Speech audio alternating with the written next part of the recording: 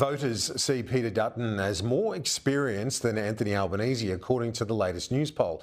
The data, however, suggests the competition between the two politicians is a lot closer than in recent months, as they both have some clear strengths and weaknesses. My Sky News colleague Tom Connell has broken down the current numbers in the Newspoll. First of all, let's take a look at experience. This is something that normally would favour an incumbent.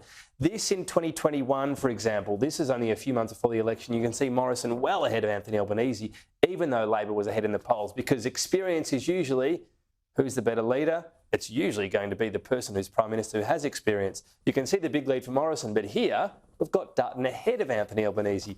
That will be a concern, that you're losing such an incumbent type vote if you're Anthony Albanese. What about understanding the major issues?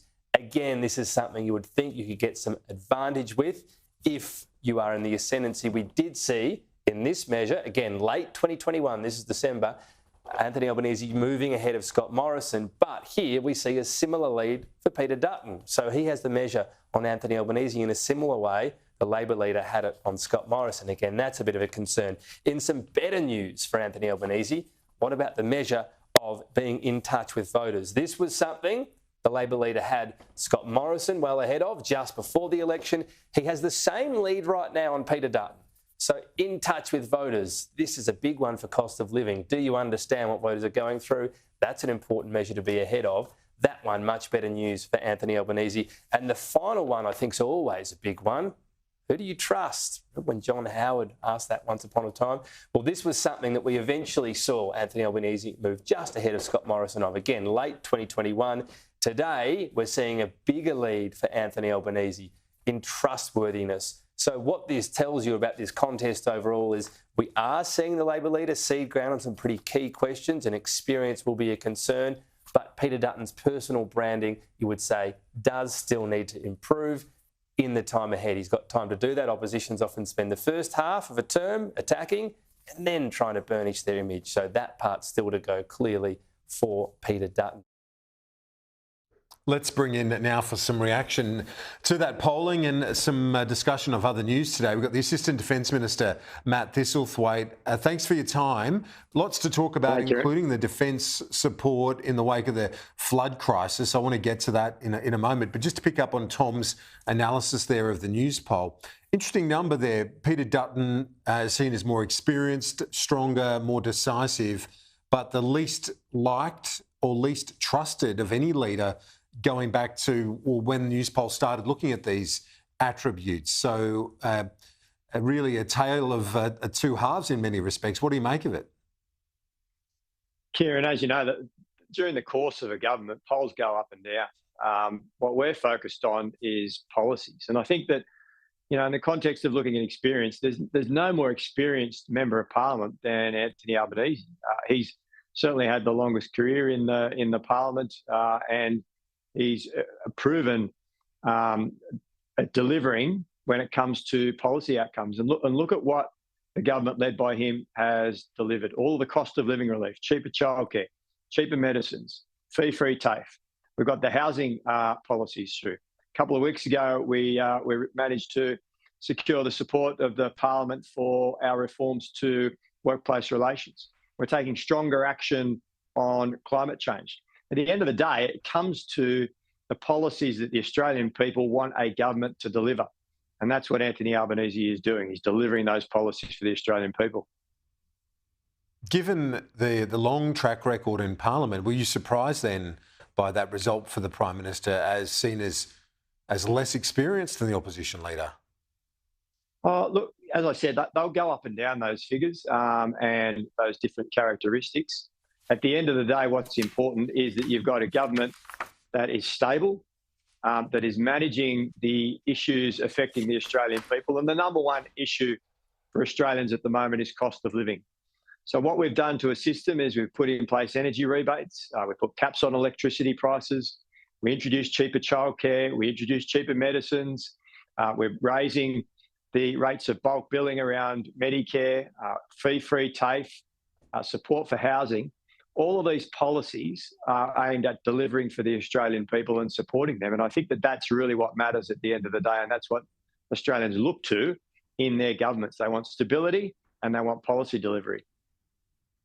As I mentioned in your intro, you are the Assistant Defence Minister. What's the latest advice you've got on the ADF support for those affected by the floods? Yeah, Kieran, the members of HMAS Cairns and the 51st Battalion, who are situated in Cairns, are on the ground assisting local residents with the recovery. Defence has also sent 4 helicopters to Chinooks and 2 AW139s to the region to assist. That gives a heavy lift capacity and a medium lift capacity. And they've been involved in bringing in about 150 emergency services personnel. So we've got boots on the ground there. You've got heavy and medium lift airlift capacity supporting people that are doing it tough and that need assistance with recovery. And that support will go on as long as it's needed. I want to pay tribute to the members of the Australian Defence Force. We're coming up to the Christmas and holiday period. I think it's a great example of the fact that they're always on duty and that they're always there to help. So thanks to the members of the ADF that are assisting on the ground there. The decision not to include an Australian naval vessel as part of a US-led coalition effort in the Red Sea, what's the thinking behind that? Well, we're still considering that and the decision will be made in due course. Australia's maritime support is very much focused on our region at the moment, the Indo-Pacific region. And we work very closely with the United States and other allies, predominantly on freedom of navigation exercises through the South China Sea. And you would have seen HMAS Toowoomba was up in the region a few weeks ago. There'll be further vessels that will travel to the region to support that freedom of commerce that is so important to the upholding of the rule of law within our region. So that's the priority for Australia at the moment. Having said that, we do have ADF support and personnel that are involved in the Middle East in Operation Manitow. There's about 5 personnel that are involved in that operation. With this fresh request, there'll be a consideration given of that and a decision will be made in due course. So it's still possible we might send a vessel to be a part of that? The decision is still being made, Kieran. We're considering it and we'll make a decision in due course. Obviously, the government has to liaise with the Australian Defence Force, particularly the Navy in this case, and we'll make a decision in the due course. Let me ask you about the reaction locally to the ongoing conflict in the Middle East. There are concerns that we could see the conflict in it, not just we've seen skirmishes, but an all-out war now between Israel potentially and Hezbollah in southern Lebanon. It's having a big impact on communities in Australia, including Australia's Jewish community. What's your message to those communities so invested in this conflict on the other side of the world? Obviously, it's not something we see often where an issue of international importance, a war of this magnitude, is felt so keenly locally in a domestic sense. Yeah, you're right, Kieran. Unfortunately, there has been some division in Australia regarding the war in the Middle East. My message to constituents in the community that I represent is that every Australian has the right to live in peace and to practice their religion and to go about their daily lives without the threat of conflict, without the threat of Islamophobia or anti-Semitism.